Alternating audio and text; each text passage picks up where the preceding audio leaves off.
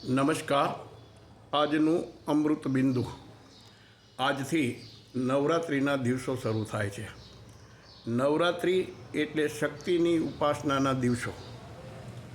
એક નવરાત્રિ ઉત્સવ માટે પૌરાણિક કથા પ્રસિદ્ધ છે કે મહિષાસુર નામનો એક રાક્ષસ એ ખૂબ જ પ્રભાવી હતો. એણે પોતાના સામર્થ્યના જોરે બધા જ દેવો અને મનુષ્યોને ત્રાહિમામ પોકારતા કરી દીધેલા.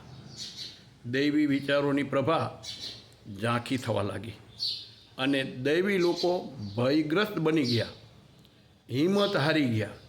તે વખતે દેવોએ બ્રહ્મા, વિષ્ણુ અને મહેશની આરાધના કરી. દેવોની પ્રાર્થનાથી આ બ્રહ્મા, વિષ્ણુ, મહેશ પ્રસન્ન થયેલા. આ આદ્ય દેવોએ મહિષાસુર પર ક્રોધે ભરાણા.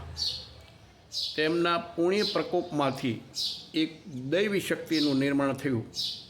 બધા દેવોએ જય જયકાર કરી અને એ શક્તિને વધાવી, તેનું પૂજન કર્યું, તેને પોતાના દિવ્ય આયુધોથી મંડિત કરી. આ દૈવી શક્તિ એ 9 દિવસના અવિરત યુદ્ધ પછી મહિષાસુરને માર્યો, મહિષાસુરનો સંહાર કર્યો, આસુરી વૃત્તિને ડામી અને દૈવી સંપત્તિની પુનઃસ્થાપના કરી, દેવોને અભય આપ્યું. આ દૈવી શક્તિ એ જ આપણી જગદંબા. અસ્તુ. જય ભારત.